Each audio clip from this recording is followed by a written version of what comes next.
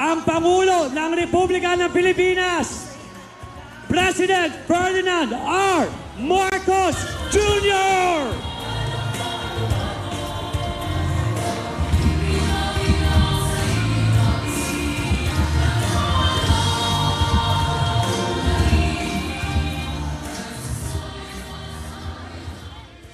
Magandang gabi po sa inyong lahat.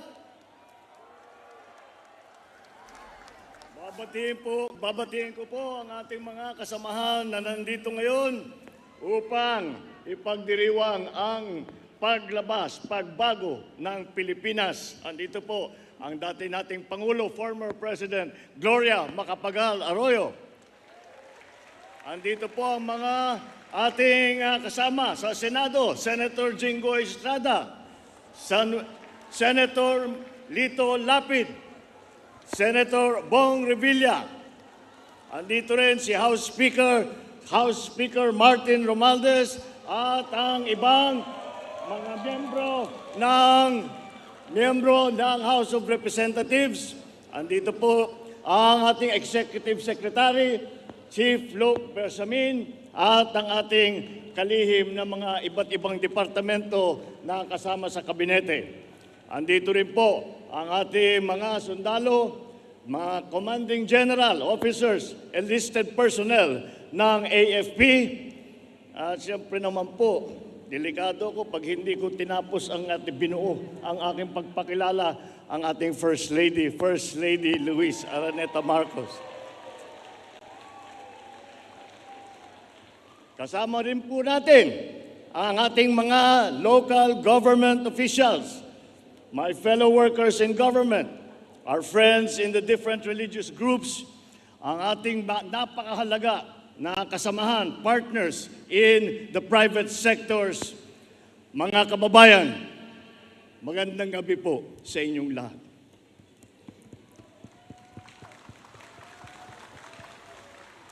Alam niyo po, noong nakaraang linggo, dumalo ko sa mga parangal at nakipagdaupang palad sa ating mga kababayang taglay na kagitingan ng lahing Pilipino. Sa bantayog ng SAF 44, naalala ko ang tapang ng ating lahi. Silang nauubusan ng bala pero hindi nauubusan ng lakas ng loob. Sa inaugurasyon ng Lung Center of the Philippines, Lung Transplant Program, nakasalimuha ko ang mga walang takot na mga frontliner natin na sa harap ng rumaragasang COVID-19 pandemic ay hindi nagpatinag. Sa loob ng Barasoyan Church sa Malolos, sumariwa sa aking isipan ang pag-igit ng ating mga bayani na ang kalayaang nakamit ay hindi na maaaring bawiin. Sa pagyapak ko sa ating mga PWD na atleta na naghakot ng medalya sa Asian Para Games, nadama ko ang diwang ng paglulupig sa anumang balikid. Sa pagbukas ng higanteng petrochemical plant sa Batangas, tumambad sa akin ang sipag at talino ng mga Pilipinong manggagawa at mga nangangalakal. Bakit ko po isinasalaysay itong ngayon bilang pamungad ko na pananalita? Sapagkat po, sa gitna ng pagdududa na walang pag-asa ang bayang ito, sila ang nagpapawalang bisa sa mga maling haka-haka at paniniwala. Sa negativismo na tila bumabalot sa ating bansa, na binabaluktot ang ating kakayahang umusbong, ang mga nababanggit ko, mga bayani, ang patunay na kahit gaano kahirap ang hadlang, kaya nating umunlad at magwagi. Sa ating mga kapwa Pilipino na mababa ang tingin sa kanilang sarili at kakayahan, ang mga nababanggit kong huwarang Pilipino ang itataas ang ating noo kahit kanino. Sa mga makakasarili na pilit tayong hinahatak sa landas na tayo-tayo at prinsipyong kanya-kanya, ang mga nabanggit kong huwarang Pilipino ang patunay na may tagumpay kung sama-sama tayong nangangarap at sabay-sabay tayong kumilos. Sa totoo lang, sa bayang ito, hindi po mabibilang ang dami ng mga katulad nila, mga tanglaw na di kayang takpan ng kadiliman. My fellow Filipinos, it is in the spirit of our race's resolve to surmount odds, overcome difficulties, and triumph over fears that we gather here today. We face a complex and changing world. It calls for a united response that would make our nation strong, our economy sound, and our children's future secure. We cannot meet these challenges if no common purpose energizes us. We need to have a vision that moves us forward as a people united, a vision so compelling that it brings out the best in us, one that is feasible that every one of us will invest in.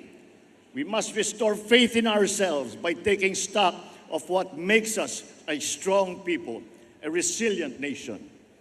We must dig deep into our valiant past, draw strength from the heroism of our forefathers, and let this heritage of selflessness propel us forward into the future.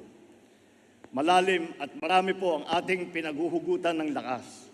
When dreams seem impossible, let us remember that our nation, Asia's first republic, was founded by patriots who were in their 20s, who never wavered in fighting for the freedom that we enjoy today.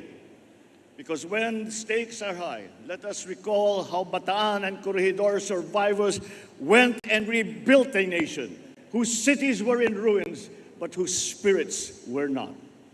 When hard work looms, let us be inspired by the resilience of communities pummeled by typhoons, yet never let this annual stress of nature defeat them. Every generation who came before us was defined by the crisis that tested their mettle and that tried their souls. And as we rebuild, we must not return to a nation as it was before. We must create one that is better. We will only succeed if we overcome the crisis of confidence that clipped our wings long before COVID-19 struck.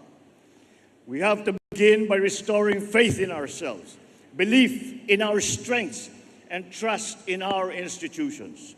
Only then can we have confidence to bravely confront whatever tomorrow brings.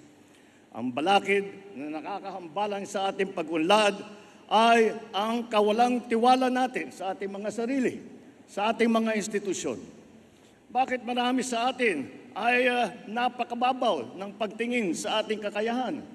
Bakit naging marupok ang paggalang sa mga batas at alituntunin? Simpleng batas trapiko, hindi nasusundan. Ang kalat, itinatapon kung saan-saan. Uso pa rin ang palakasan, talamak ang palusot. Gustong makalamang, ayaw lumaban ng patas. Hindi pwedeng ibunto ng sisi sa taong bayan paulit-ulit na pinangakuan, pero hindi natutupad na pangako. Hindi natin pwedeng sumbatan ang masang biniguna ng maraming beses. Kaya ilang beses ko na itatanong sa aking sarili, paano ba natin hihilumin ang pagtatampo ni Juana at Juan de la Cruz? Paano natin ibabalik ang tiwala nila sa gobyerno, sa kanilang sarili, sa ating kinabukasan? Paano ba natin bubuhayin ang pananalig nila na kaya natin ang mga hamong parating? I believe that to win that trust, the government must show in deeds, not in words, that it is deserving of that trust. Government must lead by example, not by empty exhortation, but in ways that inspire confidence to our people, so they too will believe that the greatness they deserve is at hand. It must present an agenda for the future with clear benefits for our people. For only by providing clarity will they invest in it. We must craft a blueprint for progress, a plan that inspires hope and promises change, because without one, we will be inflicting the old and outmoded views on our people, denying them the benefits that innovation and that empowerment will bring. We now have that plan.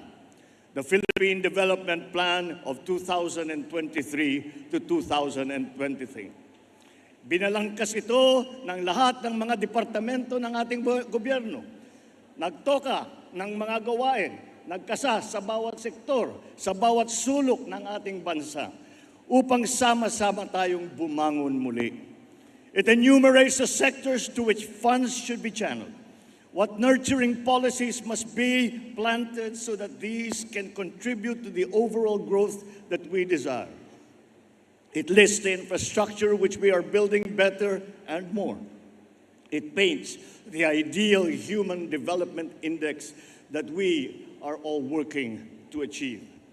Ang Philippine Development Plan, yan ang isa sa mga batayang dokumento kung saan hinangok ang Bagong Pilipinas, our brand of governance. Ang Bagong Pilipinas ay hindi slogan na basta lang binigkas o bumper sticker na kung saan na lang ikinakabit na ibiniburda sa damit.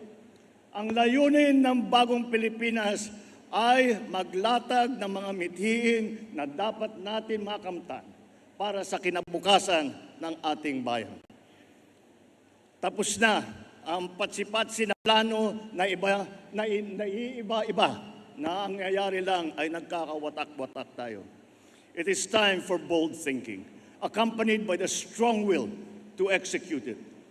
As I have said many times, the mandate of the people should be devoted to achieving the grand, not wasted on the petty. I will not squander the sovereign people's trust by marching and grunting loudly, but staying only in place when what you want is to surge forward, bereft of drama. Bagong Pilipinas is not a political game plan that caters to a privileged few. It is a master plan for genuine development, the benefits of all our people. Bagong Pilipinas serves no narrow political interests. It serves the people. Bagong Pilipinas is not a new partisan coalition in disguise. It is a set of ideals that all us Filipinos, regardless of political creed or religion or wealth, can coalesce around. Bagong Pilipinas is addressed to all government officials and employees and citizens of this country. It is an invitation to all of us to think about being a Filipino and view the nation from a renewed perspective. It is a call for transformation, the transformation of our idea of being a Filipino, and the transformation of our economy, of governance, of society. Bagong Pilipinas transcends this administration. To those whose overheated imagination has been poisoned by toxic politics, Bagong Pilipinas is no Trojan horse. It conceals no agenda. It is a program of many workhorses driven by the love of country. The sweeping vision that it brings presents will not automatically come to fruition. It will require for all of us to work very hard. Such is not the assigned task of government alone, but it is the duty of every Filipino. This is not a plan drafted in isolation by those who govern. This is a plan drawn from the inputs of the sovereign. As such, it can only succeed with the people's participation. It can only succeed if the government will demonstrate the fortitude to do the hard work. And for this, I pledge, government will neither ask the people for sacrifices it will not exact first upon itself, nor impose a burden that is heavier than what people can carry. Sa Bagong Pilipinas, ang pagbabago ay nagsisimula sa pamahalaan. While power emanates from the people, change must begin from government. Kaya naman, ito ang aking mga mahigpit na tagubilin sa mga kawanin ng gobyerno. Una, bawal ang tamad at makupad sa pamahalaan. Walang puwang ang mga mabagal at sagabal sa serbisyo publiko. Services must be fast. Projects must be completed on time. Deadlines must be met per schedule. Distress calls must be responded to without delay. In whatever government office, red tape must be replaced with a red carpet.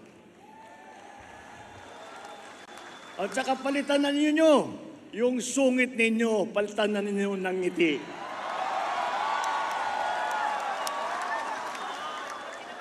Complex requirements and the processing time must be reduced. Pangalawa, bawal ang mga hindi tapat at nangungulumbat.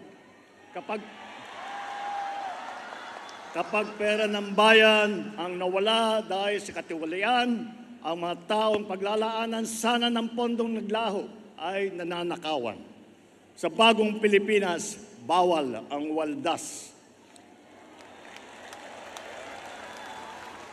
Ang paghahanda, lalo na ang paggugol ng budget ng bayan, ay bukas sa publiko at hindi kinukubli. Walang parte nito ang kinukupit o sinusubi. Pangatlo, bawal ang mga pang-api at naghahari-harian. You are servants of the people, not their lords. Huwag nating pahirapan ang taong bayan, bagkus suklian ang kanilang tiwala ng magalang na panunungkulang. So let me reiterate this. Feedback is essential to government. Without it, mistakes cannot be corrected. Bad behavior cannot be sanctioned. Best practices cannot be learned, and good deeds cannot be commended. Sa Bagong Pilipinas, ang masama ay ireklamo. Ang mabuti ay irekomenda. Ngunit ang mga papuri at puna ay hindi dapat hintayin kumatok na lang sa ating mga opisina. Obligasyon natin na nasa gobyerno na hanapin ito. Kailangan natin bumaba sa masa upang tignan ang kanilang kalagayan at alamin ang kanilang hinaing. Huwag iasa ang pagpisil sa kanilang pulso sa mga report lamang. Tapos na ang panahon ng pagkukuyakoy sa loob ng mga tanggapan ng gobyerno. Halimbawa, imbis na suriin ang isang suliranin sa walang katapusan baliktatan ng mga tao sa gobyerno, bakit hindi lang magkaroon ng konsultasyon sa mga naapektuhan? Sa Bagong Pilipinas, ang mga mamamayan ay dapat ligtas. Ligtas sa krimen, ligtas sa kalamidad. Sa mga pulis, ating mga bumbero, tiyakin ninyo na agarang pagresponde sa bawat tawag at sumbong. Ngunit, ang pinakamahalagang dapat bawasan ay ang dami ng tawag at sumbong sapagkat nangangahulugan ito na bumababa na ang bilang ng krimen. Ang inyong sigasig ay susuklian natin ng suporta of ample resources to move, to communicate, and to solve the problems that we are faced with, including tools to prevent a different kind of stealing. When contents of e-wallets are picked by cyber criminals, when their dirty hands reach our children through computer screens, we will boost the defenses of our people and communities against calamities. More than paying tribute to their resilience, we must provide them with resources. Sa Bagong Pilipinas, una ang kabataan dahil prioridad ang kanilang kinabukasan. Pangangalaga sa kalikasan ang pangunahin nilang pagkakabalahan. The reforms that we envision for our educational system should be showcased in our classrooms. The gist of which is this: a learner with books on their table, a well-trained, highly motivated, well-paid teacher in front of them, teaching a curriculum carefully created to our needs under a setting wired to the digital world. Sa gitna nito, ang sentro ng ating pagsisikap, isang batang natututo. To learners who are hungry, we will provide meals because one cannot feed the mind habang umuugong ang kanilang mga tiyan. Through Bagong Pilipinas, we will meet our greatest obligation to our youth, to mold them into critical thinkers, problem solvers, and visionaries for their country. Panahon na rin upang bayaran ang ating utang sa mga magsasaka at mangingisda. Those who feed the nation, but ironically cannot feed their own family. Nagbabadya ang El Nino, ngunit babahayin natin ang agrikultura ng mga programang nababawas na perwisyong dulot nito.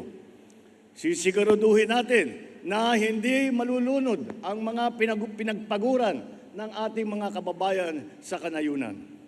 We are expanding our irrigable lands. We are increasing farm support across the board for all crops. We are incentivizing urban gardening, including turning idle lands into vegetable plots. We will no longer tolerate smuggled food that impoverishes our domestic producers and puts our consumers at risk. The ultimate objective is to make food affordable to all. And one way to achieve this is to make it accessible to consumers.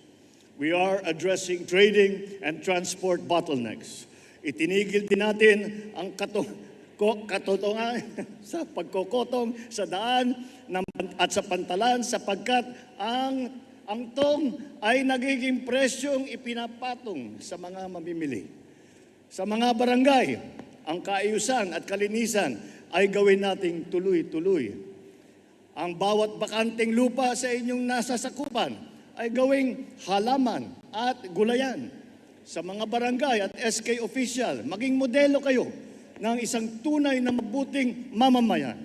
May takot sa Diyos, may hiya sa kapwa, at nangangalaga ng kapaligiran at kalikasan. Sa ating mga local government units, ang outstanding performance ng bawat barangay, munisipyo, lungsod at lalawigan ay patuloy na susukatin, kikilalanin at tututukan upang ang bawat sangay ng pamahalaan lokal ay tiyak na magiging epektibo.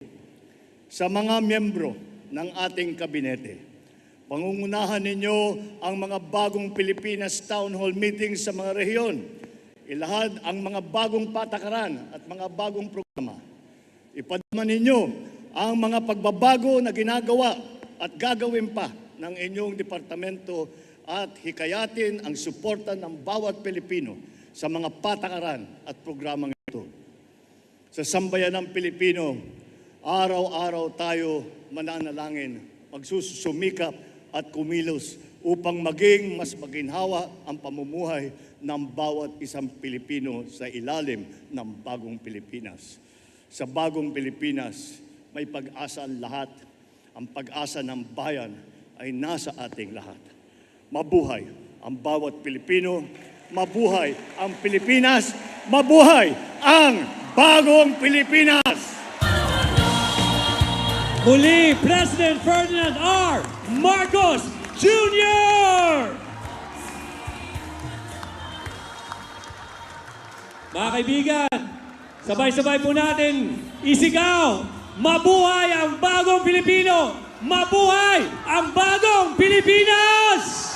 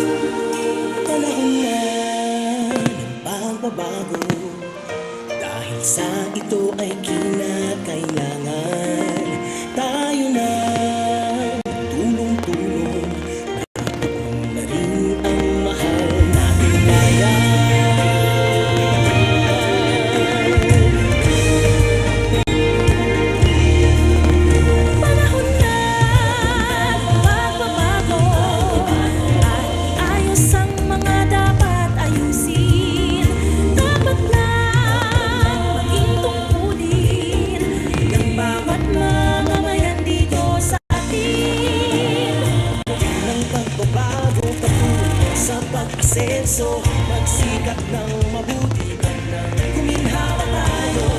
Bagong malaki natin sa mundo at ipamalas ang bagong Pilipino.